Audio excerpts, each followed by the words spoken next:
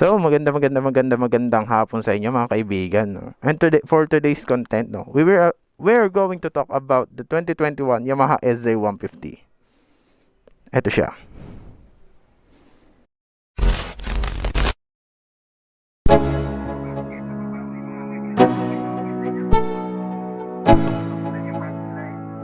Let's go. Yo, I'm like an addict, do I gotta have it. I ain't even playing, got a really bad habit. If it moves, gotta grab it, fuse like a magnet. Lose, won't have it till I'm doomed in a casket. I ain't playing, got a weird mind. If you work it. So mga kaibigan, nasa harap ninyo ang 2021 Yamaha SJ150 in matte black. Teka lang, doon ka lumingon. Ayan, in matte black. So, ano nga bang specs ng motor na to, no? Ang motor na tayo pinapatakbo ng 149cc, single cylinder, 4-stroke, 2-valve, single overhead cam at air-cooled pa to. Naka-carb type pa siya by the way. Walang fuel injection tong mga gantong motor eh. And with the maximum power of 11.9 horsepower at 7,500 RPM with a maximum torque of 12.8 Newton meter at 6,000 RPM. This is a 5-speed transmission. You can say na this is your typical 150cc na motor, no? So, dako naman tayo sa gulong. Ang front wheel ng Yamaha SJ ay gumagamit ng 2.75 by 17 sa harap at 100 by 90 by 70 naman sa likod. Ang stock tire nito ay TVS. So, yeah, it's TVS. For the front braking system, no, we have the single disc with a single pot caliper. Nissin na yan. Naka-Nissin at naka-drum brake naman dito sa likod. So, yeah. Well, there's nothing special about it, no. Beside it's looks like a big bike, no? Kung makikita mo, parang siyang big bike. Pero pag tinanggal mo to, mukha siyang pungkok. Alam yan ng mga Yamaha SJ owner, no? Ang pangit niya tignan pag wala to. And ito. So, dako naman tayo sa handlebar and sa panel niya, no? Gumagamit siya ng analog. Ayan. Makikita nyo. Ayan yung speedometer, odometer, tachometer. Yung fuel, tawag dito. Gas meter, yon. And then the check engine, signal light, and the high and low beam indicator. Pasensya na guys kung medyo malabo. So, sa handlebar naman is meron na tong passing light. And alam ko most ng motor ngayon is wala nang ganito. Kasi puro fuel injection na siya. So, this is the choke. Pagka cold start sa umaga, no, ginagamit yan. Pag ayaw mag-start agad. And then we have the high beam and low beam. Ayan po. High beam and low beam niya. Ito din pala yung passing. Ayan. So, we have the signal light. And then, busina. Sorry, medyo nagloloko yung baterya ng motor ko eh. So, here we have the kill switch na ilaw yung pagka pinapatay nyo. No. Bubuksan mo na ilaw. So, and then the electric start. By the way, meron pa itong kickstart ito. So, pagka nagloloko yung baterya mo, tulad nung medyo nangyayari ngayon sa motor ko, no, pwede mo pa siyang tadyakan. Yung kickstart, hindi yung motor. So, yeah. By the way, itong wind visor na to, ito is na to, aftermarket na to, along with the side mirror. Ang original na side mirror ng Yamaha SJ ito. Ito, kinabit ko muna siya sa Rusi Classic ko kasi naghanap pa ako ng bilog na side mirror. So ito muna yung gamit ko dito. And ito yung gamit ko sa SJ ko. So sa design niya is wala siyang, as you can see naman, hindi mo minimalist kumbaga. No, dito is yung Yamaha SJ na logo, SJ, then Yamaha logo. Tapos dito is yung Yamaha sticker. Ayan lang. So basically ganun din sa kabila. Ganitong design din doon, then ito din sa kabila. Then the rest wala na. And ito yung front end. Yan, ayan. Halogen bulb pa siya. As you can see naman, buksan natin. Yan. Halogen bulb pa. And same with the turning signal. Gumagamit ang suspension nito ng telescopic fork. Ayan. Typical. And then the coil spring Sa likod naman, swing arm coil spring. Ayan, yan. So, shock absorber. Ito din sa kabila. Ayan. Uy, aray ko. Buisit na pusa to. Pusa sa pupunta. Tubeless na rin po pala yung tires nito. So, yeah. If I am right, this is, madami nagsasabi na this is one of the best touring when it comes to lower CC displacement na Yamaha, no? And, mamaya sasabihin natin kung bakit. So, mabibili nyo to at SRP of 69,000, no? And unfortunately, wala na kayong mabibiling brand new ng motor na to. And, kasi, sa daan na natin pag-usapan. As you can see naman, no, the bike has a seat height of 800mm. Kita nyo? Kung kita nyo, medyo nakabend pa yung tuhod ko. So, I am a 5'9" in height. Sana mag 5'10". Sana umangat. So, yan. 800mm. Ito pong itsura sa 5'9". May pusa pang naliligo. Ang kulit mo, Mingming. Nahiga pa sa harap ng Nahiga pa sa harap ng ano. So, yeah. Yan. So, let's go. Lumarga na tayo. So this bike, this motorcycle has a 14 liters, 13.9, sabihin natin 14 na, no? 14 liters of tank capacity, no? Ang laki na nun para sa 150cc na motor. And it consumes only 50 to 55 km per liter, no? Saan ka pa? Diyan ka na. And that is the one of the reason kung bakit one of the best touring tong motor na to. Sinasabi ng mga tao dati, no? One of the best touring ng Yamaha when it comes to lower CC displacement, no? One of the reason is kasi hindi siya nakakangalay. Syempre, hindi yan magiging one of the best touring kung short ride pa lang, ingalay na ngalay ka na kagad, no? Kung napanood nyo naman mga vlog ko, no, kung saan ko na itong motor na to dinala, no?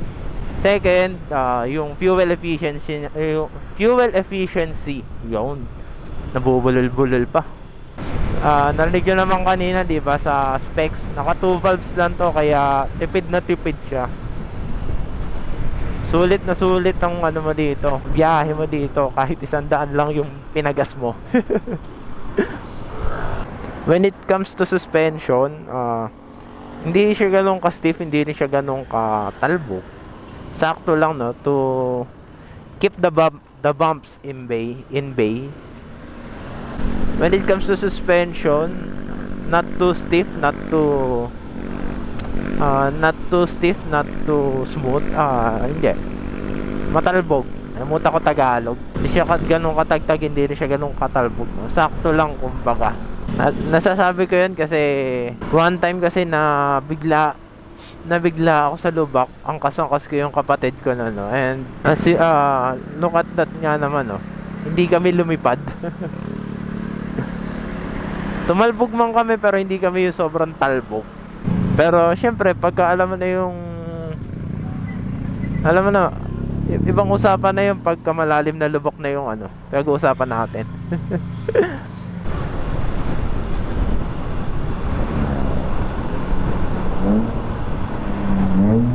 So when it comes to ergonomics ng bike, dapat nga kanina ko pa binanggit eh. Ayan, lubak, o, di ba? So ergo ng bike, yun nga, yung riding comfortability niya, hindi siya nakakangalay kasi naka-straight yung katawan mo pag minamaneho mo to. Although ako medyo pa-forward ako ng konti lang naman. Ang wind visor kasi nito medyo maliit yung stock kasi ito ay aftermarket na to. Wala sana akong balak paltan kasi ang ganda din tingnan ng visor na yon. But unfortunately, nag-semp lang ako and nabasag siya. That's why I bought a new. So bumili na ako ng medyo mataas para yung hampas ng hangin eh mataas na rin, no? So oy, wag ka lang madadali ng ganun lubak. Talagang lilipad kahit anong motor yan. Kahit ganun kaganda ba suspension mo, So pag-usapan naman natin no, kung bakit siya na discontinue. Yes. Discontinue na po tong motor na to. Sinabi ko naman kanina yan. And this motorcycle was discontinued way back 2021 pa. So I'm quite lucky na nakabili ako nito nung 2022. By the way, this is version 3. There are 2 other version na lumabas bago tong motor na to. Ang pinagbago lang naman ng version 1 at version 2 is yung design niya, no? And the color. I think only the version 3 has the matte black color. The version 1 and version 2 has the, alam ko, blue, red, then gray. That is the color scheme. Even the version 3, no? Tinagdag lang nila tong matte black, but unfortunately, they discontinue it. As to why, ewan ko kung mapapagkatiwalaan yung nakita ko. This motorcycle was manufactured in India, no? May dalawang version to doon, no? Hindi yung version 2. Meron siyang SAR. Yung SAR kasi is 150. 151cc. This is a 149cc. Dito tayo. May maganda spot dito eh. So yeah, and based on what I see, kaya nila discontinue tong motor na to is because of the safety. Yung safety niya, kasi hindi ko alam kung kailangan na naka-ABS sa India above 125cc. So yun yung nakita ko. Kasi as you can see naman, this is a 150 but still has a drum brake, walang ABS, and then single disc brake lang sa harap. So yun yung na search ko. So yun, pros and cons. Maganda siya pang long ride, pang commute. Pwede siya pang commute. Fuel efficiency, maganda siya. Tipid, sobrang tipid ng motor na to, no? Tingnan mo naman, no? 100 lang pinagas ko. Ang cons siguro, bulol pa. Ang cons siguro is yung kulay niya. Well, maganda yung black. Yes, maganda yung color black, matte black especially, no. Gandang-ganda ako kaya ito yung kinuha ko eh. But unfortunately, no, one of the cons ng color black ang motor is grabe siya ng heat. Alam niyo naman na black absorbs all heat energy, no. Kaya pagka nakasuot ka ng black, tapos sobrang tirik ng araw, napakainit, no. Sobrang init. Grabe mag-contact ng init to.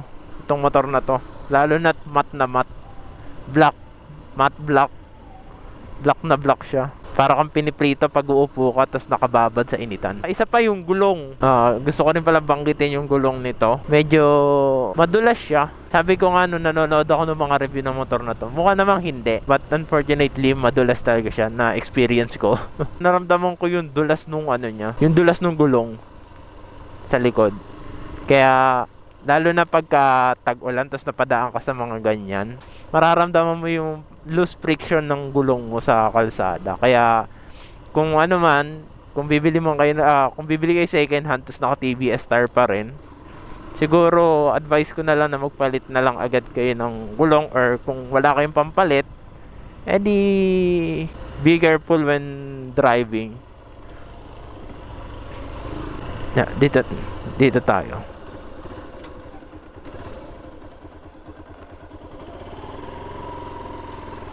Yan. Ang ganda-ganda rito. So, base sa mga sinabi ko, no, ay bala ka pa bumili ng Yamaha SZ 2021. Second hand na nga lang, no. So, that's it, no. Upo tayo saglit. Nasabi ko lang, pros and cons. Yung pros, maganda pang ride, long ride, pang commute, tipid sa gas, comfort siya gamitin when it comes to long ride. Pwede siyang bihisan ng touring. Yan. Lagyan niya sa side pan here, oh. Diyan, tapos doon, no. Tapos palitan niyo lang yung ganito. Gusto ko na magpalit ng top box, di ko na trip ng top box na to eh. So, yun, oh. Pwede na maging touring bike din. Palitan nyo na lang din yung gulong. Then, lagyan nyo ng handguard. Maganda to pag binihisan nyo ng pan-touring talaga, no. Ano masasabi nyo sa 2021 Yamaha SZ, no? Kung kayo ba, bibili ba kayo? Kaso second hand lang. Comment down dyan sa below. What? Comment nyo dyan sa baba kung nagustuhan nyo yung motor na to. So, okay ba? Kung pagbibigyan kayo, no? Kung babalik mo itong motor na to as a brand new motorcycle, kung ibabalik mo ng India kung ibabalik na Yamaha, no? Sa merkado ng mga motor, no? Bibili ka ba ng Yamaha SA150 or hindi, no? I-comment mo dyan sa baba kung anong thoughts mo sa motor na to, kung may motor ka man, no? Or kung gusto mo ng motor na to. So, comment nyo dyan sa baba. And that's it for this video, no? Maraming salamat sa panonood, mga kaibigan. Sorry kung medyo pabulol-bulol ako when it comes to pagre-review ng motor kasi. So, maraming salamat sa panonood. And tulad nga na sinabi ko kanina, no? Comment nyo dyan sa baba kung anong thoughts nyo sa motor na to, kung gusto nyo or kung ayaw nyo, or kung may naiwan akong details pagdating sa motor na to, no? I-comment nyo dyan sa baba para naman kung may gustong bumili ng second hand, no, mababasa nila. So, that's it for this video. Maraming salamat sa panonood, and like, comment, and subscribe kung nagustuhan nyo yung mga kung gusto nyo yung mga gantong content. Ano ba yan? Unconscious ko na nagagaya yung mga ganong outro. Kung kilala nyo yun, sige. Sorry idol. Nagagaya kita. So, yeah, like, comment, and subscribe kung nag-enjoy kayo sa mga gantong content. And peace out. Nikro out. Uwi na ako. Babush. Sige, end natin dito sa magandang view ng Taal. Ganda, no? Kaya gusto ko lagi napunta dito tuwing linggo or pagka gusto ko mag relax. Babush, peace.